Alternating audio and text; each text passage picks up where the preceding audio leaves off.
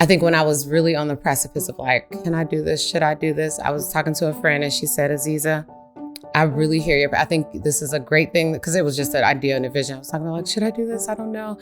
And she was like, you never know the souls that are on the other side of your yes. That hit me like a ton of bricks. I was like, you're right. And so you don't know who your kids will touch because of how you invest in them. You never know who you might impact because you have reached out to other people and told people about homeschooling and just gave them permission to think and dream differently for their family and for their community. Welcome to Homeschool Talks, a podcast by HSLDA. This is a show about all things homeschooling, from practical tips to inspiring stories and everything in between. You can find show notes for this episode along with our other Homeschool Talks conversations at hslda.org/podcast. And if you want to be the first to know about new episodes, as well as upcoming guests and topics, sign up for our email list using the link in the show notes. We're so glad you've joined us today, and we hope you enjoyed the program. Here's your host, Jim Mason. Hi, I'm Jim Mason, president of Homeschool Legal Defense Association, and this is another episode of Homeschool Talks, where I get to talk to interesting people in the world of homeschooling. I'm very delighted today to welcome my guest, Aziza Butler. We're actually recording this live at our national conference in Asheville, North Carolina, and we just came from a session where her husband, Pastor Chris Butler, took us to church on Friday. And we're really, really blessed by his words. And he told us a little bit about this. Aziza Butler is not just his beautiful wife and strong right hand. She is a leader in her own right. So welcome, Aziza. Hi, thank you so much. Thank you for having me. I'm just super grateful to be here. It's been so refreshing and just such an encouragement for all that the Lord is doing. And we're delighted to have you. So tell us a little bit about your family, and then I want to get into your homeschooling adventure and some of the things that you're up to these days. Awesome. Yes. So we are Chris and Aziza Butler, the Butler family. And we have 5 wonderful children. We have one more on the way coming in November. So we have my daughter is Azaria. She just turned 12 years old. Corbin is 10. Azadi is 8. And Christopher Anthony is 6. And then Azim will be 2 in November when his new baby brother comes. Mm-hmm. And I think my husband has a name for him, for the new baby. And I'm like, I don't know what this name is because, we have to figure out the kind of perfect names. But yeah, and we live in Chicago, south side of Chicago. We were born and raised in Chicago. Our kids are born and raised in Chicago. So yeah. Well, so Chris told us that you started to homeschool. How did that come about for you and Chris? Oh my gosh. Okay, so back up a little bit more. Mm-hmm. My whole passion was to be a teacher. I've always just been very passionate about education, and I've always that's been the only thing I've wanted to do since I was a little kid. I was probably maybe 6 or 7 years old. And so I just wanted to teach. I loved school, and I loved doing school. I would come home from school to play school with my animals, like toys, stuffed animals, and my siblings. We would give each other pretend homework. And it was just, we were just in love with it. And so I knew that I wanted to teach, and I always I was very passionate about it, even from as a little kid, like in 4th grade and 5th grade, I was that kid that would come early to help the teacher, stay late to do things, ask questions afterwards. Like, okay, so you taught us that first, but why did you teach us that? And how to, just learning the I guess science behind teaching. And, the teacher would always know, if I'm absent, count on Aziza, she's going to help you. She'll tell the substitute teacher what to do, and she would put in the notes or whatever. But, and so that was my dream and passion, to be able to teach in a classroom and to have my own students. So when I went to college, I was actually frustrated in high school because I'm like, why are we learning all this other stuff? Just teach me how to teach. That's all I want to do. And then I went to college, and it's those first 2 years, you're not really getting into your practicum is more like general. So I was like, I just want to learn how to teach.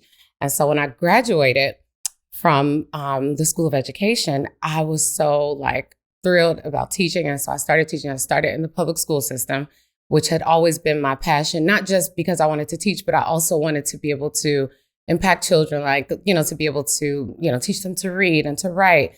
And then that turned into my, just because of my own like faith in the Lord, I'm like, I think God likes literacy. Like he wrote down his word. How can someone learn? How can they read if they don't? How can they read his word or interpret it if they can't even read? God loves order. Math mimics the order of God, and science shows how awesome he is. So I think God is passionate about education. And so when I got to the classroom, there was, especially in CPS, which is Chicago Public Schools, there were tons of things besides teaching that needed to happen in that classroom. It was like a small percentage of what I actually got to do. I was the counselor, I was the social worker, I was the mediator, I was the, just sometimes not the punching bag, but the emotional punching bag for all the baggage that they came. And it just dawned on me, like, there's so much more that kids need before they can even learn. They need the nurture, they need the guidance, they need the stability of home to be, like these families need help, not just the kids. They're actually more like a product of what they are experiencing. So I was like, we can't really do this without including their family. And even that first group of kids that I had, and as a first-time teacher, the parents were just so disengaged. They were like, even to this day, to pick up report cards, they would have to come just once a week twice a year. They would have to come to pick up their report cards. And parents didn't even come to do that. So they're literally parents I had never even met before, even though I had their kids every day.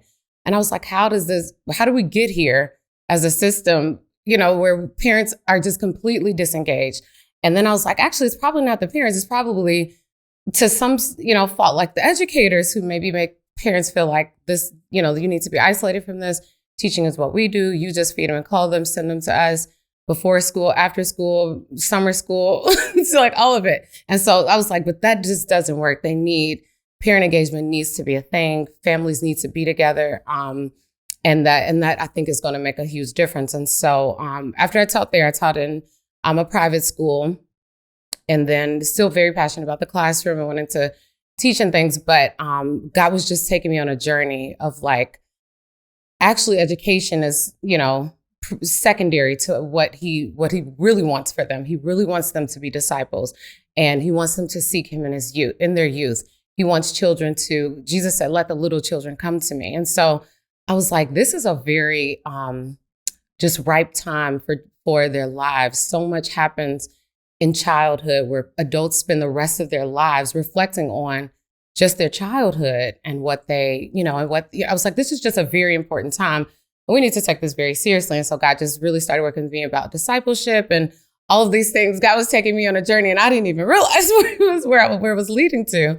But then I had my own child, and I loved my students. But then I had my child, and it was different. And so I was like, I'm just going to take a year off, though. I'll be back to the classroom after she's about a year old. And it got a little closer to that year. She's maybe like 6 months, 7 months. And so I was like, okay, let me just pray that was the mistake. Not the mistake. It was really the catalyst. But I just prayed about it. Like, where, Lord, do you want me to send this child? Because she's actually really your child. So what's the best place for her? Should I send her to a daycare? Should I send her to a school down the street? And the Lord was like, no, none of those. And I was like, well, what did I do? And the Lord was like, you're going to homeschool. And I was like, I don't even know what homeschool looks like. Do Black people even homeschool? What number do I call? Is it legal? Like, there were so many things. I didn't know anybody homeschooled. I didn't know what to do. And I was an actual educator, and I was like, I don't know how to do that. So, and I just prayed about it. And that's where it started. And so I told my husband, and he's very supportive. He's like, okay, like if that's what you want to do, but you don't have to. We could, we could do a different way. But he was very, very supportive. And then as we talked more about it, we learned about it, just research, talk to people. It was a lot of digging, especially in Chicago, because it's not a very resourced, I would say, place for homeschooling. It's not very pushed, or at least at that time. So that was about maybe 2010 at that time. And so I really had to just really look. But once my eyes were opened, I saw all of the things. So it was beautiful. But that's where it started. And so we started homeschooling Azaria, and, from age 1. And then we had Corbin and Azadi. And so we went from there. And then, so that's where it started. Okay. And eventually, so how many of your kids are actually being homeschooled now? I mean, I know how many are school age, I guess I should say? Oh, school. Oh, that's a good question. I don't even wait for them to be school age. I'm like, so you're 1. Now you know how to listen for about 30 seconds. So let's go with that. But they are, all of them. So the youngest, he'll be 2 in November. So he's like, I don't know, 20 something months. I should know that. 23 maybe. But yeah, so all of them, 23. And then there's the 6-year-old, 8-year-old, 10-year-old, 12-year-old. We go hard. Yeah. With all of their lessons and things. So I guess that's where, so then it started shifting after the first child. And I'm not the kind of person that can kind of keep quiet about something that I feel like the Lord is saying. So I told everybody I felt like that would listen. And of course, a lot of people were not receptive. I'm very fortunate that my immediate family, like my parents and siblings, they were like, I think that's amazing. I think you totally should do it. But then as I started building talking to people, I was a part of an organization called MOPS, which is Mothers of Preschoolers. And I just connected with a lot of families and moms through that. And I would, share my passion and my heart behind homeschooling. And a lot of people were just influenced by that. They're like, that actually makes a lot of sense. But some of the discouraging things I heard they're like, well, it's good you can do it because you're a teacher anyway. And I would say, no, it's not. That actually doesn't qualify me to teach my child. What qualifies me to teach my child is the fact that I'm her mom. And that's what qualifies you to teach your child, because you know your child better than any teacher ever will. As a classroom teacher, kids will come in, in September or August or whatever, and I don't know them. So I'm spending the year learning them. And then by the time I get to know them, they're on to the next thing. And I get a new bunch of kids. I was like, but you've been with your kids since they've been in your stomach or since they came to you. And you know your kid. You know your kid better than any teacher ever will. You love them more than any teacher ever will. And you're more invested in them than any, because if they somehow end up, not making, they're going to be in your basement. So you're invested in this. So you are very qualified to teach your child.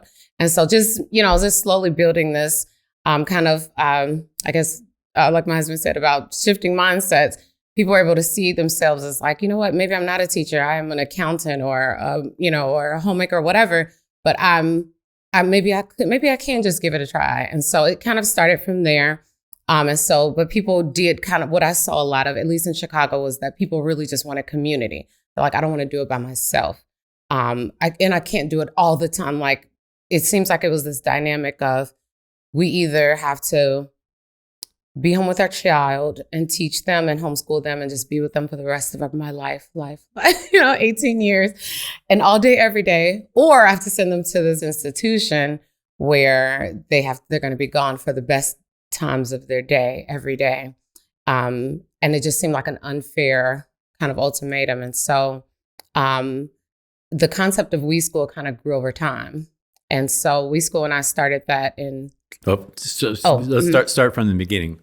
What is We School? Oh, that's a good question, right? Thank you. So We School is a flexible schedule learning center. And we provide support, resources, coaching, equipping, and just all around just community for families who want to just take the lead in their family's education. So, and that's really the heart of it, is we're a community of parents who really take to heart the fact that we don't have to do things the conventional way. Like you can envision something new for your child and create it and make it possible for you. So homeschooling is possible for you, even if you're a single mom, even if you work full time, even if you don't have much money or you don't have a degree, like everything, like I don't want anyone to not feel like they can't, so, and so that's kind of where we started. I like my heart and passion for just, cause some people would say like, oh my gosh, I wish I could homeschool. That would be so great.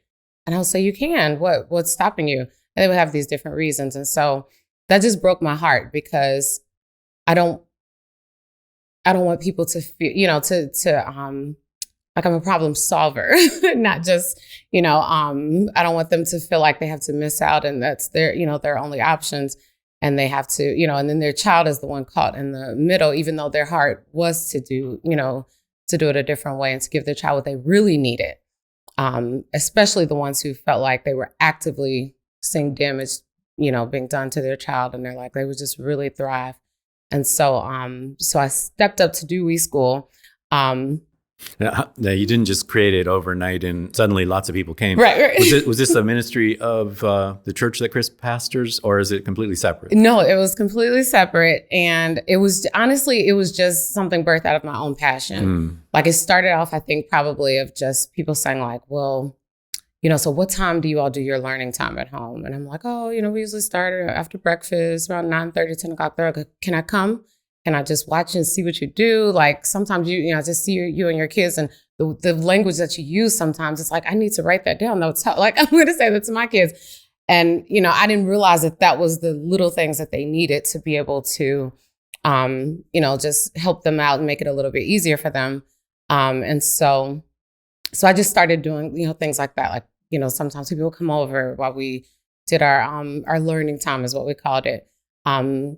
I'm big on going out and about around the city. So I actually call us like urban homeschoolers because I feel like it's a little different when you have we have a big city of so many, things and places to visit. And so I would, we would always go out. So I would invite people to come out with us and I, we can make anything a learning experience. So that was, just very helpful way for families to engage.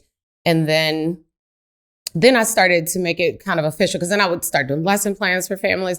Like, here's what, I know, she's only 2 years old, but let me just give this to you for your friends. Here's what I'm doing with my children for math. We're doing this, we're reading these sight words and, just like pretty much like writing curriculum for these families. And sending it to them every week. Like, here's something to do this week for your kids. And it should only take you about 20, 30 minutes because, they're 3 and 4 years old. And then I would do things like have a mommy and me like thing every week. And we'd like, just bring our toddlers and, like, I don't know, like we read a book and then talk about circles and then make a circle and then play a game about circles and then eat watermelons shaped like circles. And it's just, but it was a way for the kids to have fun. But I was actually like training the parents on like, you see, these are things that you can do. It's not rocket science. We're just talking about circles. And what a circle is, so you can teach your child about circles, And so just trying to make it as practical as possible, their experience with homeschooling. And so many people, I think, were just made more open to just the idea of like, I can lead my child's education. I can, it's just a step at a time. I don't have to think of it as like, well, what am I going to do when they're 14? So I'm just breaking it down into bites for them. So it started with that over time. And then it grew to become WeSchool. So I had to start all of a sudden I had to start thinking about things that are way outside of my thought process. Like, I don't know, like how we were talking about at the conference, like branding and mission statements and business, like things like that I was like, wait a minute, I don't know how to do those things. I just want to lead, kids and parents and how to, learn. But yeah, so that's how it started. So when was the kind of more formal launch of WeSchool from when it went to be an informal kind of life on life thing to more formal? That's a good question. I think it was maybe like 2017. When I originally started, it was just Little Learners, and I would call it Little Learners Academy. But then I think my daughter got to be a little bit older. Maybe she was like 6 or 7. And then I realized that because then people are like, oh, are you a preschool? I'm like, no. Everybody's a little learner. I was like, wait a minute. Big kids don't like to be called little. So it's like, what's something can be inclusive? And my husband came to me one day. He's like, I have the name. I was like, what is it? He's like, We School. I said, I like that. Let's go with that. And he made like a logo and stuff. And so I had to go from there. So I think that was either 17 or 2018. And it literally just grew in ways that I just never even considered that it would. And so, but then 2020 did come. And so that was, a shift in the things. And so we didn't do online or anything. I really just took the time to just encourage parents and resource them, and then bring in new people who, because that was a very ripe time for people to consider something else, because they were like, well, I guess I'm homeschooling now. I said, oh, no. Being on a screen for 7 hours is not what homeschoolers do every day. That's actually the hardest way. And stuck in the house, that's not the way to do it. So just helping them to, see some other, benefits and things of it. But yeah. It seems to me that COVID changed everything. Chris talked this morning about changing mindsets. Mm-hmm. And I think there's a lot of parents, and it sounds like you do too, who maybe never would have considered homeschooling, but when the schools shut down because of COVID, they had their kids at home and they had a taste of what it was like to do that. Did that kind of or start a big growth spurt for your We School? Oh, yes. It was very, I think when it comes to the way people kind of saw themselves, now all of a sudden they were considering, okay, so the first thing is that I think for the first time, they stopped glamorizing what they thought was happening in a classroom. They started to see it in a whole different light. They were like, wait a minute, there's a lot of wasted time. I'm listening to my kid on the screen and nobody's listening. They're not learning. And, and I can see my kid kind of regressing, and then I'm noticing how the other kids are talking to each other. And it just doesn't seem like it's like happening. And I don't feel like they're being challenged. And granted, teachers were trying to figure it out, but for the first time, they got to just get more of an honest perspective about what was actually going on, because it's easy to just feel like, oh, I'm at work, I'm sure everything's fine there.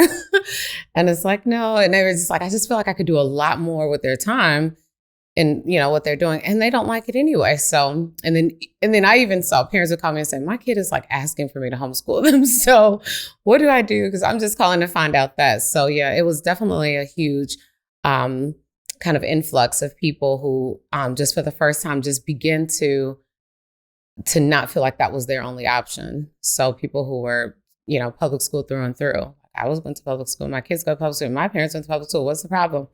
They were like, wait a minute. Maybe I should do something different. Maybe it would help them. And I still feel like we're on that same wave. I get calls and emails like every week, at least, of people who are like, I'm just not satisfied with what's happening. My kid is really struggling. And then aside from just the academics of it, the social aspect of what's going on and the bureaucracy of things and how teachers are talking to my child. And I just feel like that's not right. And they shouldn't be able to do that, right?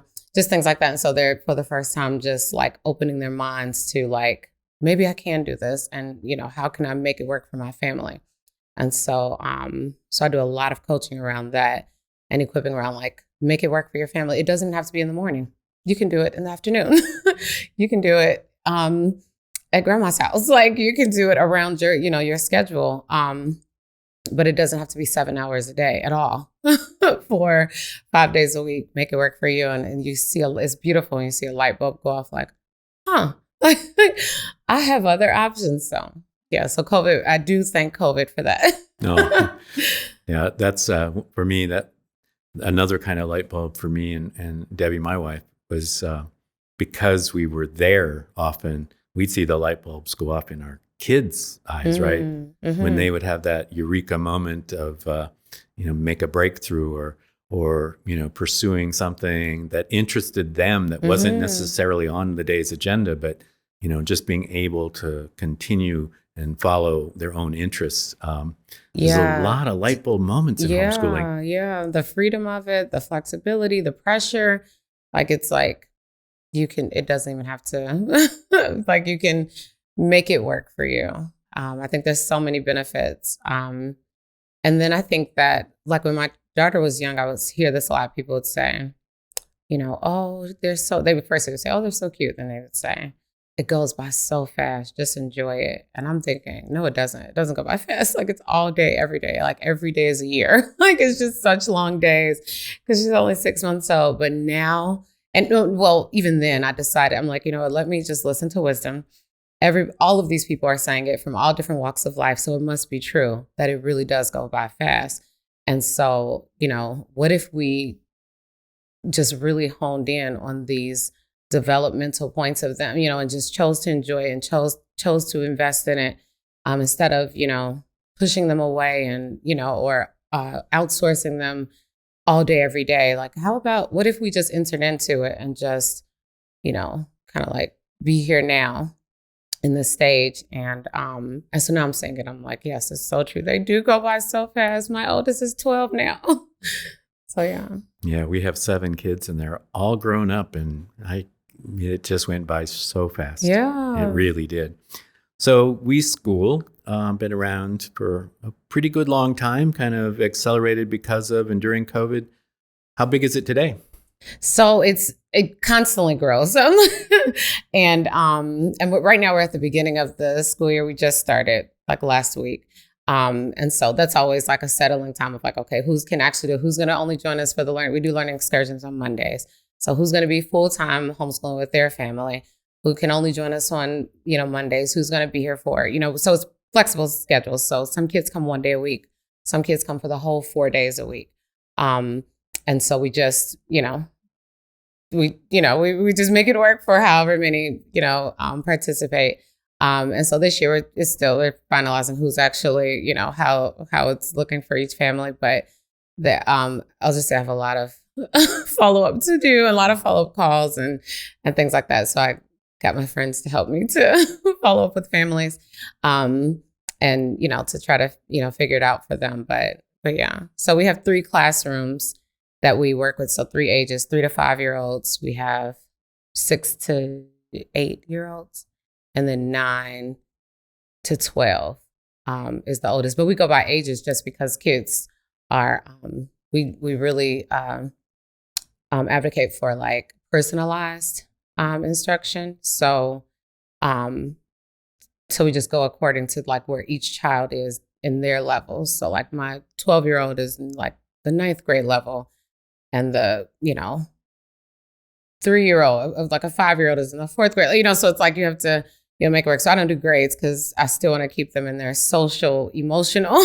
like development, because that is still true to them, whether you're whatever kind of like level you are. But yeah, so we work. There are lots of families that are, I should count them. That would be helpful. But yeah, they're there. And then I just continue to, just like work with families who are, even if they're not a part of We School at all, they see themselves as part of the community as well. I shouldn't say they're not a part of it. But they're not like, they haven't enrolled their family necessarily, but they still see themselves as part of the community, and they still get the resources, the emails, we do special events and things like that. So we touch a lot of people, and I don't exclude anybody. So even if a kid they go to a public school, they're not even a part of it at all.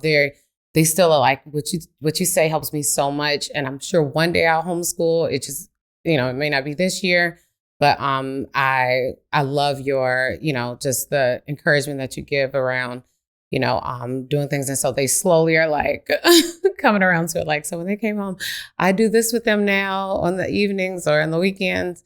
And I'm like, hey, that works. just know that they're your children, and that you can't just leave them to a school system at all. Well, it sounds like a big part of your passion and your heart is building a community. Mm-hmm. Is it mostly in your local area, or do you have a broader outreach? How does that work? Yeah, I would say it's mostly in our area, maybe the Chicagoland, so Chicago and the suburbs. But I do get calls from like other like states and like far away. And And so I'm still trying to figure out how to, so I think my bigger vision, now I'm learning to think bigger. My bigger vision is to be able to equip people to have these kind of things out like in like different places. Like, so have a wee school in, I don't know, Georgia somewhere, or have a wee school in, you know, in a different thing. Cause I think what it does, it helps people to make the transition to homeschooling a little easier. At least what I noticed in certain demographics, that it's like, I can't just, you know, like stop everything and just, you know, I can't like quit my job necessarily to do this, you know, kind of in a full-time capacity or whatever. And so, or just like, I can't do it emotionally by myself. And so I think what it does is gives like a group context to families and to parents. And then maybe even like a break, which is a real thing for a homeschooling family. It's like, I just need a moment to myself, like just one day a week where I won't, you know, or something like that. So I think that it helps families like that.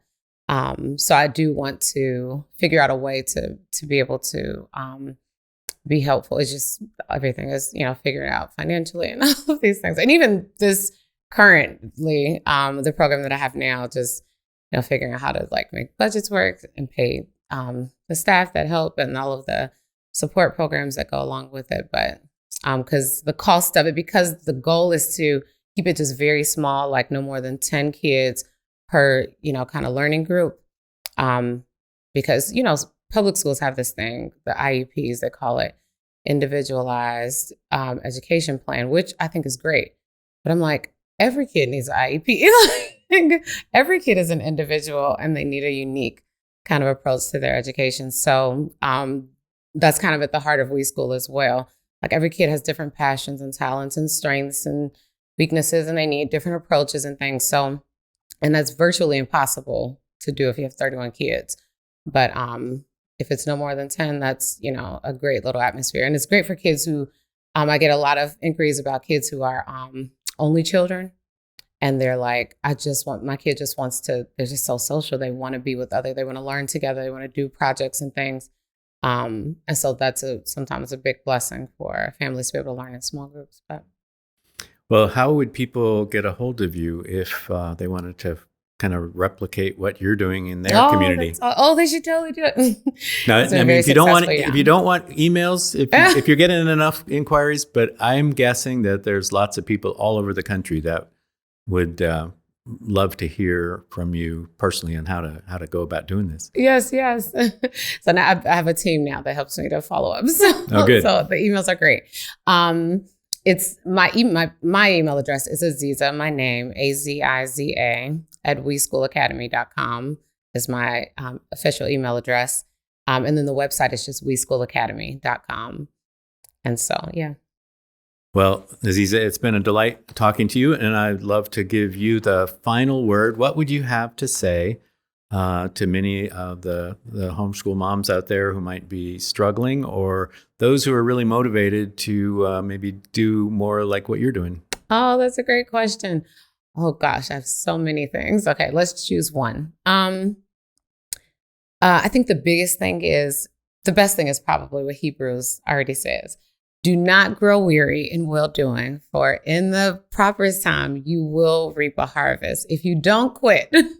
So just stay motivated, stay with it. And then there's so many people who need what you have, and you never know the impacts that you might make. I think when I was really on the precipice of like, can I do this? Should I do this? I was talking to a friend and she said, Aziza, I really hear you. But I think this is a great thing because it was just an idea and a vision. I was talking about like, should I do this? I don't know. And she was like, you never know the souls that are on the other side of your yes or the other side of your obedience. And I was like, that hit me like a ton of bricks. I was like, you're right. And so I say that to you. You never know who's on the souls that are on the other side of your obedience. You don't know who your kids will touch because of how you invest in them. You never know who you might impact because you have reached out to other people and told people about homeschooling and just gave them permission to think and dream differently for their family and for their community. And sometimes people just need that permission to know you can do that. It's like, it actually is legal. It actually is possible. And so yeah, that's the biggest thing. Well, thank you, Aziza. And once again, I'm Jim Mason, president of Homeschool Legal Defense Association. My guest, Aziza Butler, is the founder of WeSchool in the Chicagoland area, and we'll put her contact information in our show notes. So if you are interested in starting something like that in your community, she's a great resource. Thanks again for joining us, and we'll see you next time. Today's program is made possible by HSLDA's team of educational consultants. Are you feeling overwhelmed by the number of curriculum options to choose from? Or maybe you're frustrated because your child is struggling and you're not sure what to do next. Our educational consultants can help. As an HSLDA member, you have access to customized, practical guidance on everything from lesson planning and record keeping to helping a child with learning difficulties. If you want to experience less frustration and more progress in your homeschool, get support from our educational consultants by becoming a member of HSLDA. Learn more at hslda.org/join. That's hslda.org/join. Thanks for listening to this episode of Homeschool Talks. If you've enjoyed this conversation, will you do us a favor by sharing it with a friend or leaving us a review on Apple Podcasts? As a reminder, you can find show notes for this episode along with our other Homeschool Talks conversations at hslda.org/podcast. And if you want to be the first to know about new episodes, as well as upcoming guests and topics, you can sign up for our email list using the link in the show notes. That's all for now. We hope you enjoyed this program, and we'll see you next time.